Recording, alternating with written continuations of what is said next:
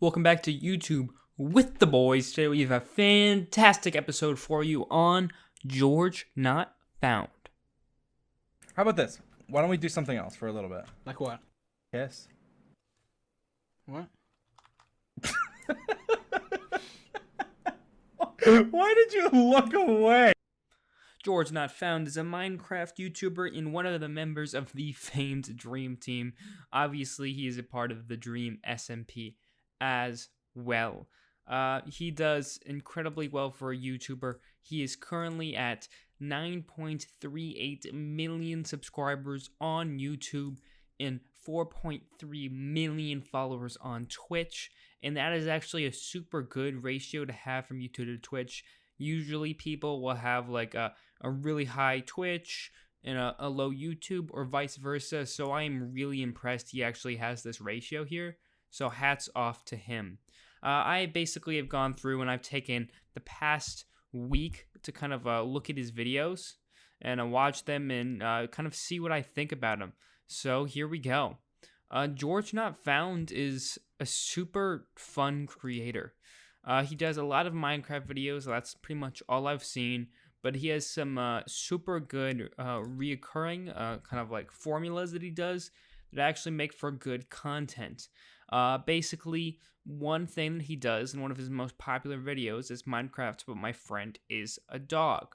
And in that video, Dream is basically a dog, like the mob, like the ones you tame, the wolves you tame, and he can only hurt other mobs, and he can't pick anything up, he can't mine, and he acts like a regular dog where George can make him sit, George can feed him, and he teleports to George. So that's really, really fun, because I personally, and I've watched a lot of Minecraft videos at this point, have never really seen a content that way. Usually the mods are a bit different, and since Dream is such a a famous creator as well, it makes it all the better. So it's a cool formula that I would assume George has created, and he has done a really good job with it. He has also done Parrot, Horse, and Axolotl, I think, and they have all been super good. The cool thing about these videos is usually when you see Dream and George together, which you see them pretty often since they are the Dream Team, usually when you see them together, it is Dream in kind of the place of power. Dream is, I would say, objectively the better Minecrafter. He's really good at the game, so usually when he plays with George, he's in control. But in this scenario, it puts George in the place of power and kind of, changes the power dynamic a bit. So I think it's super fun to watch it that way. And they have a good dynamic going, and you can tell they're friends, the way they act, the way they communicate. They're super good together. His most popular video is actually one about him being colorblind. Basically, George is colorblind. So, yeah, that's pretty much the extent of it. And he gets these colorblind glasses so he can see color for the first time. Where people in normal videos will get those colorblind glasses and then go, maybe to a scenic place or just, outside and look around. George tests those colorblind glasses by playing Minecraft, which is, it's funny because it actually works. Because you usually see George in a Minecraft sense, and people at the time made fun of him for not telling blocks apart. And I would say most Minecraft blocks are like recognizable. So you could tell that he was like so surprised by something that seems so easy to people who are not colorblind. So that was a cool video. He did that with Dream as well. And it was super good. I really enjoyed it. Yeah, it was awesome. I think he did a really good job with it. And it was like a bit drawn out, but it was cool to see his reaction because you could see it was very genuine. He would like keep going and like looking back at like one block over and over and over again, which is how you could tell that it was realistically he was like seeing these colors for the very first time, which was pretty sick. It felt like you were experiencing it along with them both. And Minecraft was a medium I've never seen something like that before, so it was interesting to see it, to say the very least. Another series he does. This one, I'm gonna be honest, it's not my personal favorite, but a lot of people like it. It's in a lot of the most populars, which is Minecraft. But if you laugh, you lose. Where the Dream Team plus Carl all try to make George laugh, and George's goal is beating Minecraft. So George tries to beat Minecraft, and they can't hinder him in any way, but they can make anything like around the landscape spawn anything that won't hurt him to try to make him laugh, or just, generally talk in a Discord call and stuff like that, although they can't affect his progress, which is a very cool idea.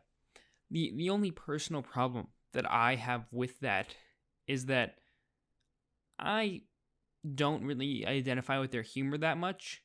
I think they're super cool creators and they're super cool guys. All their content is awesome, but I don't laugh at their humor that much.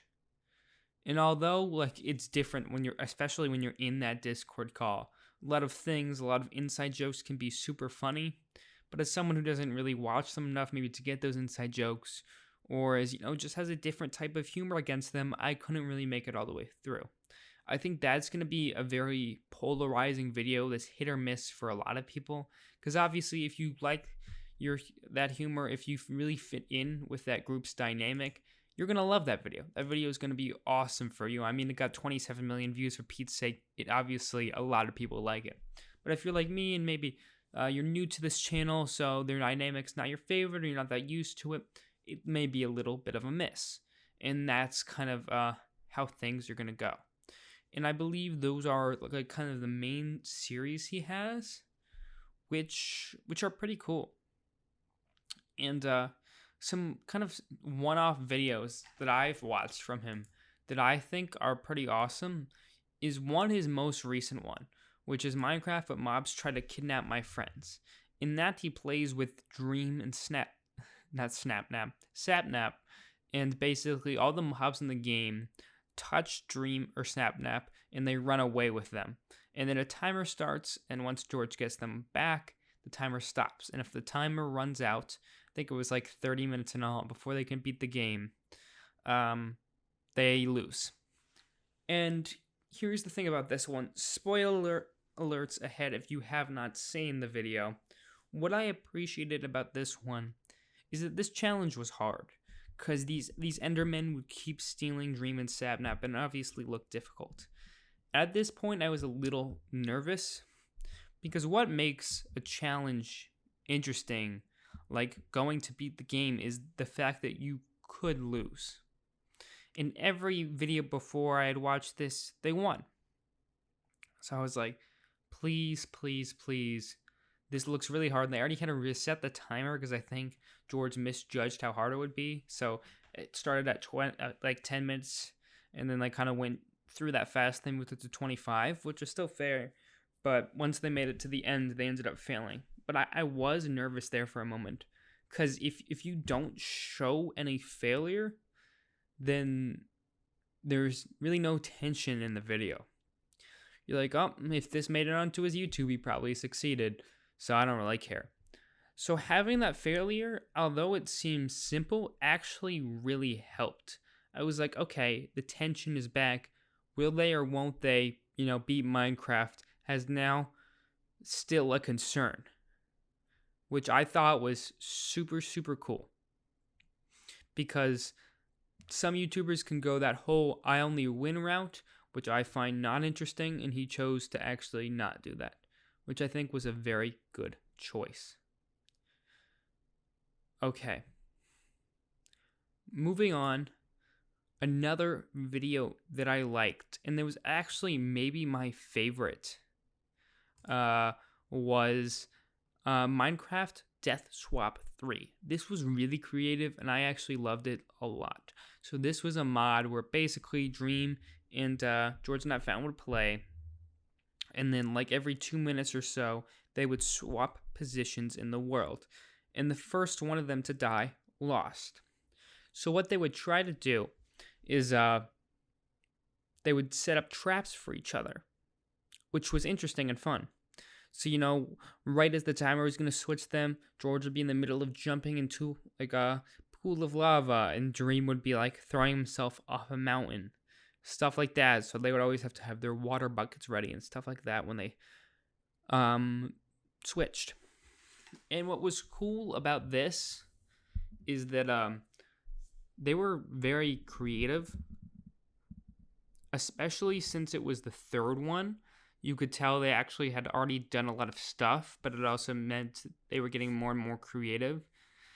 So I thought that was fun. It's 30 minutes, so it was a bit lengthy, but there was a lot of rivalry here and rivalry there. So it was like a generally fun video to watch. I really enjoyed that one because it was different than the normal let's beat the game.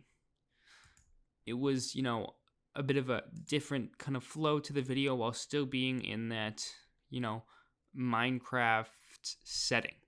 So that was pretty cool. I really appreciated that. I thought that was a good video, possibly my favorite video, and what I think to be his best video. He only has videos from up to a year ago, so there was actually a fair amount for, I would assume a year may actually be like 2 years ago. Fair amount for that, but you can always upload more, but it seems like he has quality over quantity because all of his videos have like over 10 million views. What I would give as feedback. Now, here's the thing. If you guys, listen to the podcast, you know that for podcast terms, I run relatively shorter episodes, only around 20 minutes. And that's very short for a podcast. Podcasts a lot of times run to an hour, hour and a half. I have an incredibly short attention span.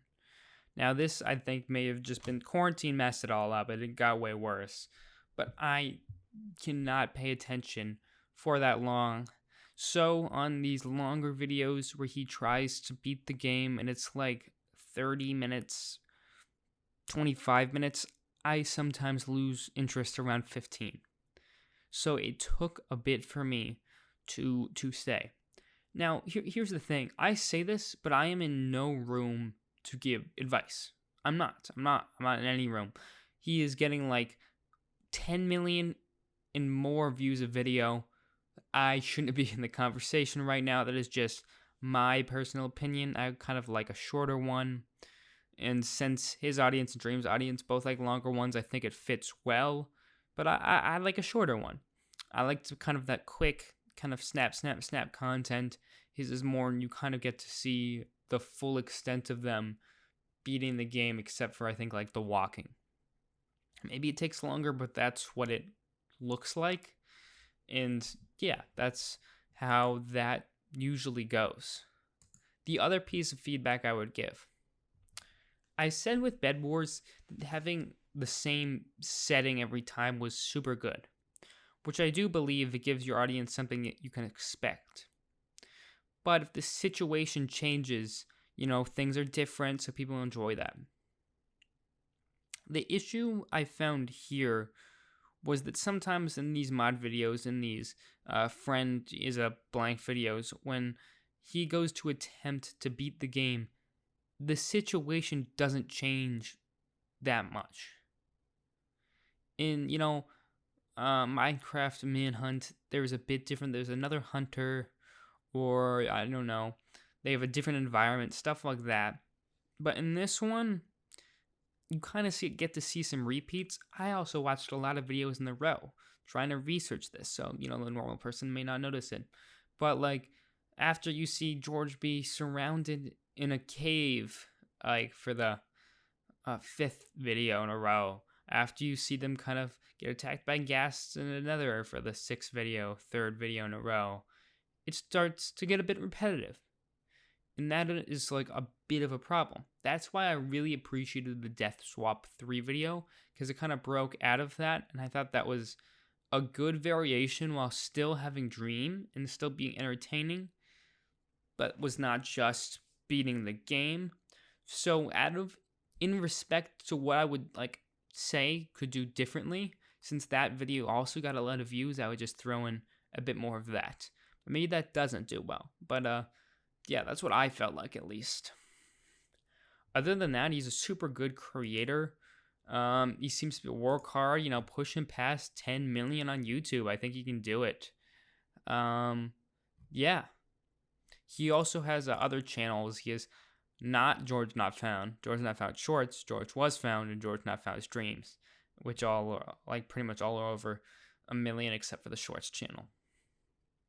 So yeah, go check him out. I want to do one more thing on content before we get to the end, but it's not really related to George. I didn't want to clickbait this, so that's why I didn't. But if you follow, my podcast for a while, I do a fair amount of Dream SMP podcasts. I never really was a Dream SMP fan to begin with, but I have been more involved in the community now that I do these podcasts. And one of my best podcasts that has ever been made, numbers-wise, is the one on Technoblade. So, like, I was enthusiastic about that one because I really liked his channel, and I think it came across. If you were not following recently, Technoblade came out with a video, I think that was titled Why I've Been Missing. And in it, he explained that he has cancer. And that was, like, one of those kind of random hits. By no means would I consider myself like a major Technoblade fan or stan. I just am an appreciator of his videos. And to have just kind of someone like that who's maybe even like in the perimeter of your life, even though I don't know Technoblade, parasocial relationships and all, I was like, whoa. So yeah, it sucks. Cancer sucks. That happens sometimes. I would ask all of you, if you didn't know, to maybe go watch that video. If you were ever thinking about buying a plushie, now is the time to support him. I think he's coming out with more videos soon because he said that's what he enjoys while he is like still able before he goes to his next round of chemo. So yeah, help him out. Watch his videos, do all of that. It sucks, man. It really sucks. Like him. Just support him in any way you can. Cancer sucks, and I especially if someone... I don't think he's been doing many unruly things. So especially someone who's kind of trying to stay safe, and in the pandemic, it's kind of like a worst case scenario. So give him a like. Go look out for new videos. Make sure that his channel is doing well. That's all I would like to say. Continue on reviews. I think we had one review this week from Nautilus Gamer, I believe, who suggested Wally Bear. And I've definitely seen Wally Bear in a few of the other Bed Wars videos, so I will be checking him out hopefully at some point. I don't know how he fits into the queue of recommendations right now, but I'll hope to check him out at some point. Thank you guys for all the support recently. I really appreciate it. I know this video was very late this week compared to the others. That was because it was my first day of school on yesterday, and yeah, so I was doing a lot, getting summer work done, all of that, having the first day of school. So thank you guys for waiting so long. Yeah, I think that's going to be it for today. I'll see you next time. Goodbye.